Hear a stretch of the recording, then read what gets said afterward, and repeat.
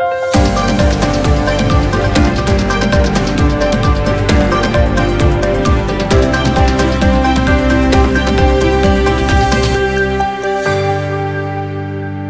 मी अनुष्का. शंखनाद न्यूज चॅनलच्या मराठी बातमीपत्रात आपल्या सर्वांचं परत एकदा स्वागत करते. बघूया आजच्या काही मराठी ठळक बातम्या. कायम वादग्रस्त कारभारामुळे चर्चेत असलेले राष्ट्रसंत तुकडोजी महाराज नागपूर विद्यापीठाचे कुलगुरू डॉक्टर सुभाष चौधरी यांचे निलंबन करण्यात आले आहे. विद्यापीठाचे कुलपती तथा राज्यपाल रमेश बैस यांनी याबाबतचे आदेश दिले. अशा प्रकारे कुलगुरूंना निलंबित करण्यात आलेली नागपूर विद्यापीठातील ही पहिलीच घटना. सूत्रांच्या माहितीनुसार राज्यपाल बैस यांच्या कार्यालयात कुलगुरू डॉक्टर सुभाष चौधरी यांच्या विरोधातील वेगवेगळ्या तक्रारींच्या अनुषंगाने बुधवारी झालेल्या सुनावणीनंतर त्यांना निलंबित करण्याचे आदेश राज्यपालांनी दिले. या संदर्भातील मेल बुधवारी सायंकाळी नागपूर विद्यापीठाच्या प्रशासनाला प्राप्त झाला. तसेच राज्यपालांनी गडचिरोली येथील गोंडवाना विद्यापीठाचे कुलगुरू डॉक्टर प्रशांत बोकार यांच्याकडे नागपूर विद्यापीठाचा अतिरिक्त कारभार सोपविला आहे. विद्यापीठाने काळ्या यादीत टाकलेल्या MKCL कंपनीला देण्यात आलेले कंत्राट, निविदा न काढता वेगवेगळ्या कामांचे कंत्राट, प्राध्यापकांकडून पैसे वसुलीच्या प्रकरणात अडकलेले जनसंवाद विभागाचे सहाय्यक प्राध्यापक डॉक्टर धर्मेश धवनकर यांची पाठराखण करणे, सोबतच प्रवीण दटके यांनी कुलगुरू डॉक्टर सुभाष चौधरी यांच्या कार्यपद्धतीवर अनेक प्रश्न उपस्थित करून सरकारचे लक्ष वेधले होते. त्यामुळे अखेर कुलगुरूंचे निलंबन करण्यात आले आहे. कॅमेरामॅन प्रवीणसह सनी भोंगाडे, शंखनाद न्यूज, नागपूर. नागपूरचा युवा संगीतकार व गीतकार श्रेयस पुराणिकला नुकतेच 2 प्रतिष्ठित फिल्मफेअर पुरस्कार प्राप्त झाले आहे.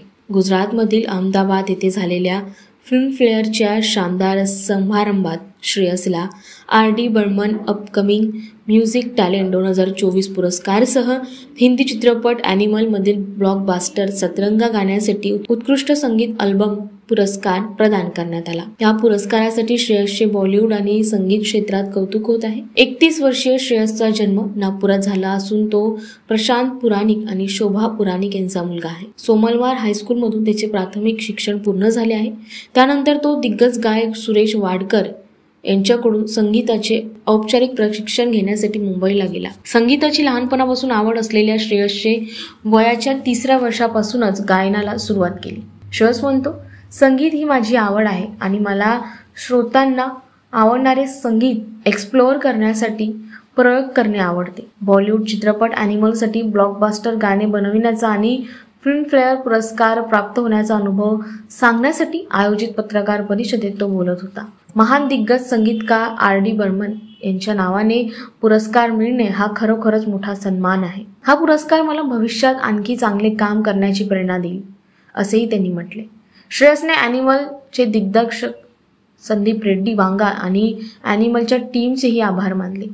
श्रेयसचा आतापर्यंतचा बॉलिवूड संगीत प्रवास अतिशय रोमांचक आणि विविधतेने नटलेला राहिला. 2015च्या बाजीराव मस्तानी या हिंदी चित्रपटासाठी संजय लीला भंसाळी यांच्या मार्गदर्शनात सहाय्यक संगीत दिग्दर्शक म्हणून करिअरला सुरुवात करणाऱ्या श्रेयसने चित्रपटासाठी गजानना अब तो है जान ना दूंगी या गाण्यांना संगीत दिले होते. याशिवाय पायल देवसोबत अब तो है जाने ना दूंगी हेही गाणे त्यांनी गायले. पुढे त्याने भंसाळी सोबत 2017 मध्ये दिग्दर्शित पद्मावत आणि 2022 मध्ये प्रदर्शित झालेल्या गंगूबाई काठियावाडी या हिंदी चित्रपटासाठी काम केले. त्याने 2019 मध्ये राहुल वैदसाठी याद तेरी, 2022 मध्ये श्रेया घोषाल सोबत उफ आणि सोनू निगम सोबत शिवशंकरामध्ये असे अनेक सिंगर्स आणि हिंदी संगीत व्हिडिओ तयार केले.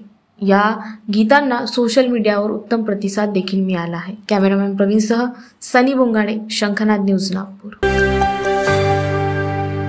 भारत सरकारचे सांस्कृतिक कार्य मंत्रालय व नॅशनल स्कूल ऑफ ड्रामा नई दिल्ली यांच्या संयुक्त विद्यमानाने आझादी का अमृत महोत्सवाचे औचित्य साधून आंतरराष्ट्रीय नाट्य महोत्सव 25वा वार्षिक भारत रंग महोत्सव 2024 मध्ये नागपुरातील विविध सांस्कृतिक संस्था व लोककला संस्थांनी लोकरंग उधळले.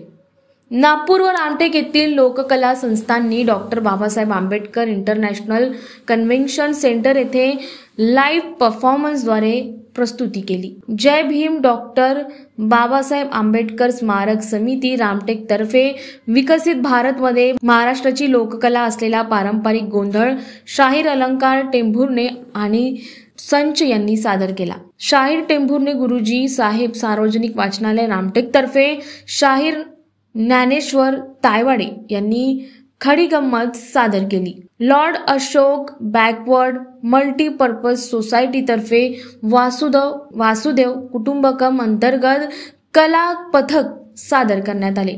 चैताली भजन मंडळातर्फे नाटक वासुदेव कुटुंबकम सादर केले, तर शारदा मंडळातर्फे दंडार नृत्य सादर करण्यात आले। कॅमेरामॅन प्रवीण दुपारेसह सनी भोंगाडे, शंखनाद न्यूज, नागपूर। महाराष्ट्र राज्य वीज मंडळ कंत्राटी कामगार संघटनेकडून आज बुधवारी राज्यव्यापी आंदोलन करण्यात आले। कंत्राटी कामगारांना कायम कर्मचाऱ्यांप्रमाणे 3% पगार वाढ देण्यात यावी व कंत्राटी कामगारांना शाश्वत रोजगाराची हमी देण्यात यावी अशा विविध मागण्यांसह नागपूर येथील काटोल रोडवरील मुख्य अभियंता नागपूर परिमंडळ कार्यालयासमोर आंदोलन करण्यात आले। मागण्या पूर्ण न झाल्यास पुन्हा आंदोलनाचा इशारा देखील कामगारांकडून देण्यात आला। कुणाल जिचकार कंत्राटी कामगार संघ विदर्भ सचिव यांच्या नेतृत्वात यावेळी मोठ्या प्रमाणात कर्मचारी आंदोलनात सहभागी झाले होते व कर्मचाऱ्यांकडून जोरदार घोषणाबाजी देखील करण्यात आली। कॅमेरामॅन प्रवीणसह सनी भोंगाडे, शंखनाद न्यूज, नागपूर।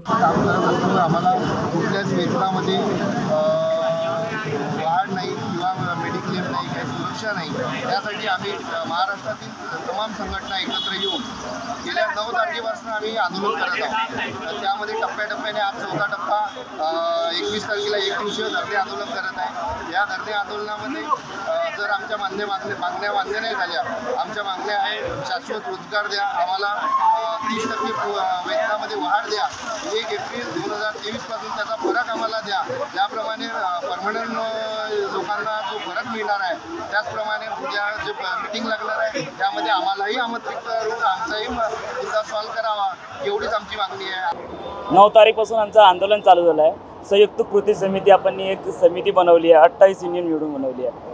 ही जे लढाई चालू आहे 15 ते 16 वर्षापासून जे कार्यरत कंत्राटी आहे त्यांना एक आउटसोर्स म्हणून काम केलं जाते, काम करून घेतलं जाते। त्यांना कुठेतरी न्याय भेटला पाहिजे। आपल्याला सगळ्यांना जे परमनंट आहे त्यांना 40,000 पेमेंट आहे, 50,000 पेमेंट आहे, और जे कंत्राटी कामगार आहे त्यांना आज 15 ते 16 वर्ष झाले, त्यांना 15 ते 16 हजारच आहे। वर्षांनी वाढ जर झाली तर त्यांची 300 आणि 400च होते आणि त्यानुसार त्यावेळेस परमनंटची जी संख्या जी आहे ती 20 ते 30% राहिलेली आहे। 70 ते 70% ही आउटसोर्सिंगवरच चालते। आज तिन्ही कंपन्यांमध्ये आउटसोर्सिंगची संख्या जास्त आहे, पण त्यांच्या याच्यामुळे यांना रिन्यू सुद्धा जास्त मिळतो प्रत्येकाचा। आणि जेव्हा प्रॉफिटमध्ये जर महावितरण असेल तर आउटसोर्सिंग यांना नका परमनंट किंवा आश्वासन 58 वर्षासाठी कार्यरत का करत नाही, त्यांना आश्वासन म्हणजे असं दिलं पाहिजे की 60 वर्षामध्ये तुमची नोकरी जाणार नाही हे राहिलं। आणि त्यांचं म्हणणं आहे की नवीन भरत्या काढल्यानंतर त्या माणसाला जो कर्मचारी तर त्याला 3 वर्ष देतो आणि त्याला सुद्धा प्रत्येक गोष्ट माहीत नसते आणि हा माणूस जेव्हा 16 वर्ष इथे काम करीत आहे त्याला प्रत्येकाची जाणीव असली जाते। त्यामुळे आपण ते रद्द करावी, येणारी भरती रद्द करावी। आमचे 15 ते 16 वर्ष इथे काम करीत असल्यामुळे आम्हाला परमनंट करावे ही हमी द्यावी। आणि त्याच्यासोबत जे आमचे जे हे आहे मेडिक्लेम वगैरे जे आहे ते सुद्धा वाढले पाहिजे। आज 4 लाख रुपये जर आमच्या कंत्राटी कामगाराला जर काही जर अपघात झाला तर 4 लाख रुपये, पण त्यांच्या जर कर्मचारी जर अपघातात काही झालं तर त्याला 50 लाख आहे। म्हणजे आमची जुन्ना त्यांनी कशामध्ये गेली आहे, जनावरांमध्ये गेलेली आहे। हे आम्ही त्यांना दाखवून देण्यासाठी आज हे आंदोलन सुरू केलेलं आहे। 9 तारीखपासून आज आमचा 4था टप्पा आहे। आम्ही टोटल इथे आता कमीत कमी 250 कामगार आहे। याच्यामध्ये महावितरण 3 कंपन्यांमधले वेगवेगळे आहेत, कापरखेड्यामध्ये गेलेली आहे आणि एक कोराळीमध्ये सुद्धा, तशा संपूर्ण महाराष्ट्रामध्ये झालेली आहे। महिला व बाल विकास विभागाअंतर्गत कार्यरत असलेल्या शासकीय स्वयंसेवी संस्थांमधील अनाथ व निराधार मुलांनी बाल महोत्सवात उत्स्फूर्त प्रतिसाद घेतला। 3 दिवस चालणाऱ्या या बाल महोत्सवाचा आज ग्रामीण पोलीस मुख्यालयाच्या सभागृहात शुभारंभ करण्यात आला। उद्घाटन कार्यक्रमासाठी प्रमुख पाहुणे म्हणून राज्य महिला आयोगाचे सदस्य आभा पांडे तर अध्यक्षस्थानी विभागीय आयुक्त महिला व बाल विकास अर्पणा कोल्हे यांची उपस्थिती होती. महिला व बाल विकास विभागाअंतर्गत येणाऱ्या विद्यार्थ्यांमध्ये एकमेकांविषयी बंधुभाव, सांघिक भावना निर्माण होण्यासाठी जिल्हा स्तरावर चाचा नेहरू बाल महोत्सव आयोजित करण्यात येतो. 3 दिवस या महोत्सवात विविध प्रकारचे खेळ, चित्रकला स्पर्धा, सांस्कृतिक स्पर्धा इत्यादींचे आयोजन केले जाते. या महोत्सवाअंतर्गत विविध सांस्कृतिक कार्यक्रमांचेही आयोजन करण्यात आले आहे. 23 फेब्रुवारीपर्यंत हा महोत्सव सुरू असणार आहे. उद्घाटन कार्यक्रमाचे संचालन संरक्षण अधिकारी साधना टोंबरे यांनी केले, तर आभार प्रदर्शन बापूसाहेब चिंचाने यांनी मानले. शंखनाद न्यूजसाठी ब्युरो रिपोर्ट.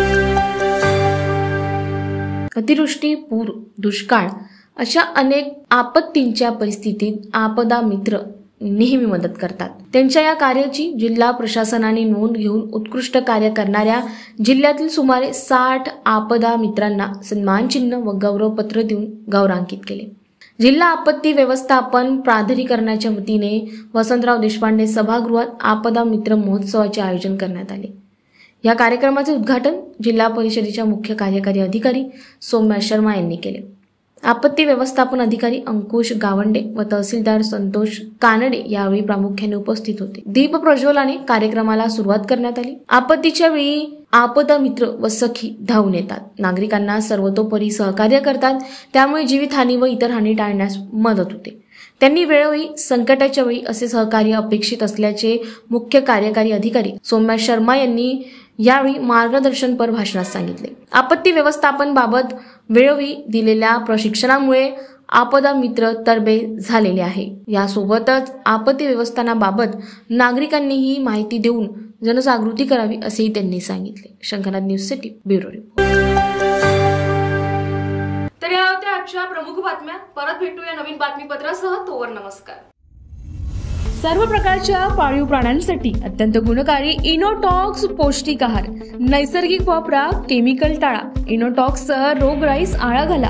पशुखाद्य टेक्नॉलॉजिकल ऑडिटिव्ह उत्पादनासाठी महाराष्ट्रातील सर्व जिल्हे व तालुक्यात डीलर्स नेमणे आहे. अधिक माहितीसाठी संपर्क करा 8446662542 738777557.